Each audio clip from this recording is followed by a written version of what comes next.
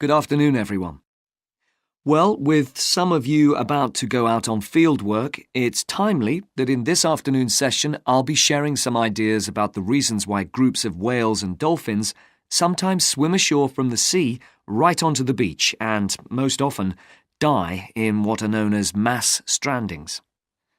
Unfortunately, this type of event is a frequent occurrence in some of the locations that you'll be travelling to, where sometimes the tide goes out suddenly, confusing the animals. However, there are many other theories about the causes of mass strandings. The first is that the behaviour is linked to parasites. It's often found that stranded animals were infested with large numbers of parasites. For instance, a type of worm is commonly found in the ears of dead whales.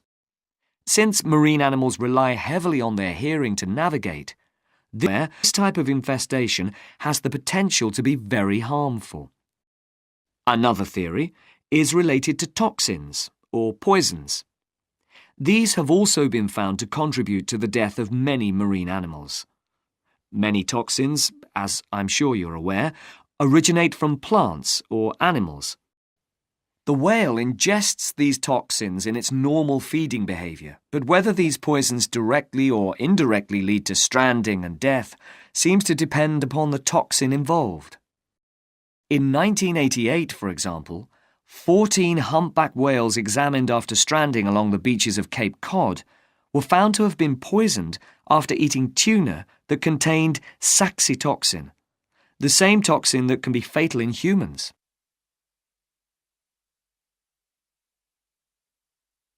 Alternatively, it has also been suggested that some animals strand accidentally following their prey ashore in the confusion of the chase.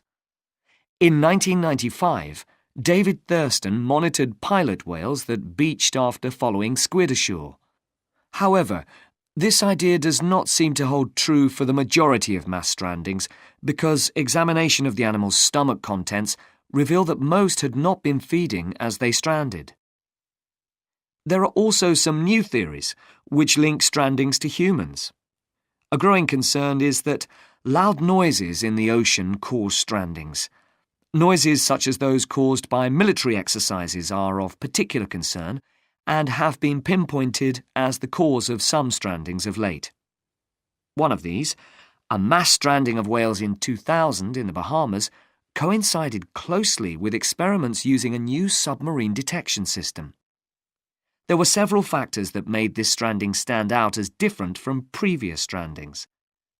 This led researchers to look for a new cause. For one, all the stranded animals were healthy.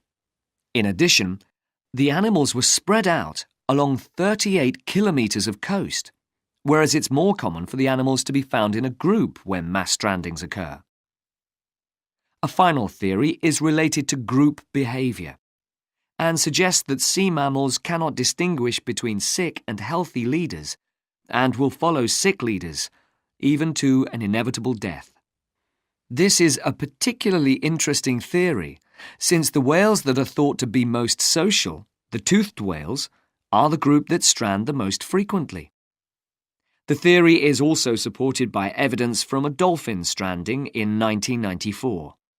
Examination of the dead animals revealed that, apart from the leader, all the others had been healthy at the time of their death. Without one consistent theory, however, it is very hard for us to do anything about this phenomenon except to assist animals where and when we can. Stranding networks have been established around the world to aid in rescuing animals and collecting samples from those that could not be helped.